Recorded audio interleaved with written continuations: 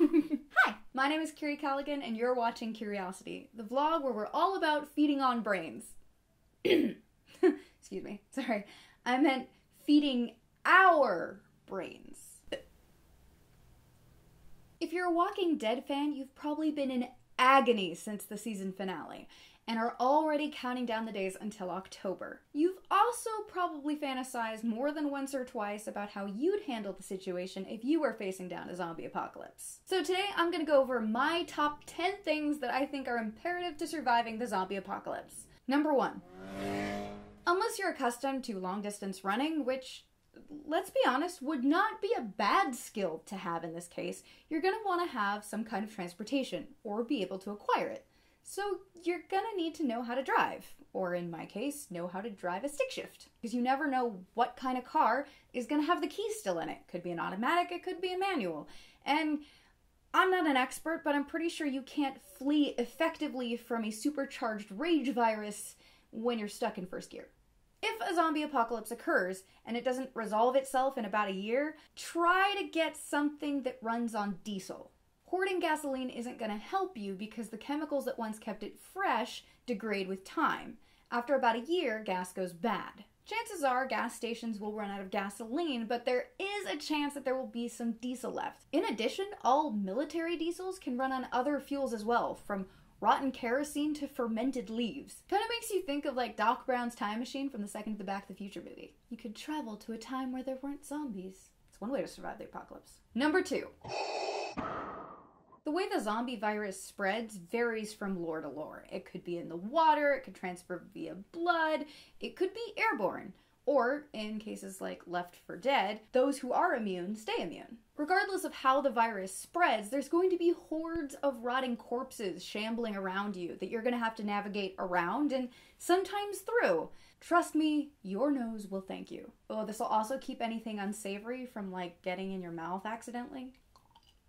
Number 3. The goggles do nothing. Eye protection is something so often overlooked in zombie fiction, and not just the older ones. In fact, there's even quite a few video games that give the impression that you're not immune to zombification, yet still you go slashing through these hordes of zombies, getting their blood all over you, without taking into consideration what that could mean. Your eyes are a huge risk for contamination. Think about how easily pink eye seems to spread. Just as you absorb medication with eye drops, you're going to absorb the virus if you get blood in your eyes. And trust me, if you're cutting through a zombie horde, inevitably you're gonna get blood in your eyes. 28 Days Later was the first piece of fiction I personally saw that actually took this into account. And on that note, keep any open wound heavily bound, because you don't want any cross-contamination in there. In fact, while the chance of it is really, really low, even if you get infected blood on unbroken skin, you could still contract a virus. So you probably want to do whatever you can to just keep your distance. Maybe don't go with a katana slicing up bodies. That might not be the best thing for your health. Number 4. Grabbin Pills. Because duh. Also, you should keep in mind that in a zombie apocalypse, you're going to even get mundane injuries, like allergic reactions. Number 5. Water is imperative to survival. You can supposedly make it about 3 weeks without food, but water? Maximum of 3 days. Now, obviously, I highly recommend you take advantage of any uncontaminated water bottles you find along the way. However, you may be on the run and there may be a lake or even just a puddle available to you as your only option. Please keep in mind that not all water filters are created equally, and this thing is nothing like that Brita you have strapped to your faucet which clears out copper and chlorine. The Life Straw is not only portable and lightweight, but it removes 99.999% of all waterborne bacteria, including E. coli and salmonella. Number 6. Whether it's for cooking, light, warmth, or fighting back a zombie horde, fire is essential to survival.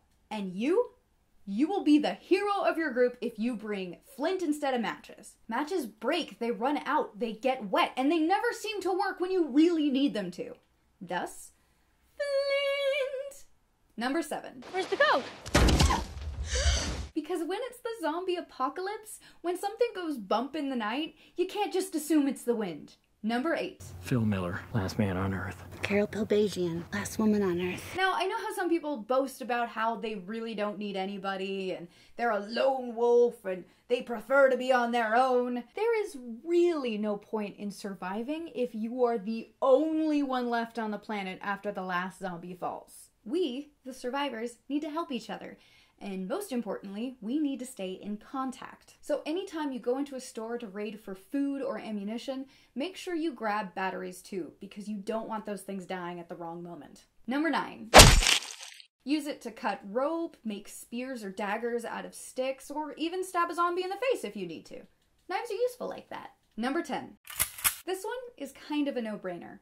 Having a heavy arsenal is pretty standard for zombie survival. This is also why, though, I'm pretty sure I'm gonna straight up just die in the zombie apocalypse.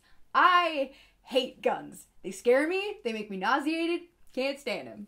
Never gonna pick one up. Don't like it. Gonna die. But the real bullet point here, if you'll pardon the pun, is about headshots. For some reason that I've never fully understood, even though they are literally the walking dead, zombies are still vulnerable to getting a good old shot in the head. The average size of an adult human skull is about 55 to 57 centimeters in circumference, which means you have at most about 28 centimeters facing you at any given time.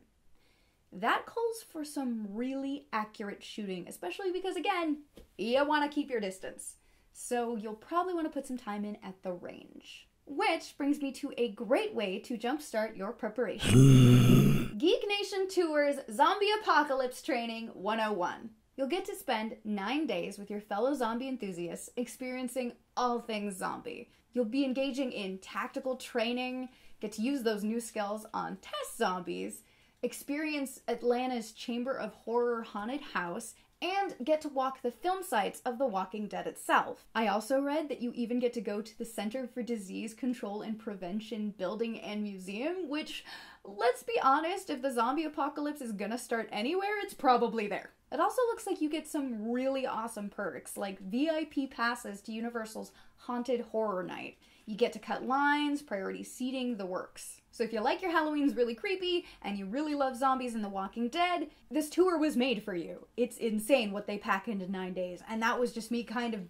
briefly going over it. Also, while I was looking at their website, I noticed that if your spouse or family member isn't really into whatever tour you decide to go on, Geek Nation will actually help you book parallel tours. So while your activities during the day or night are different, you guys are still in the same location and you can meet up in between. Which is pretty awesome, actually. The tour is set to take off in late October, so if you haven't scheduled your big vacation yet for the year, I highly recommend you give it a look. You can find more information about Geek Nation itself and a link to the tour in the description. Tell me what your survival guide would look like in the comments below, and don't forget to share this little guide with all your friends. You will need them come the apocalypse after all. Like and subscribe for more Brain Food Wednesdays, and until next time, stay curious.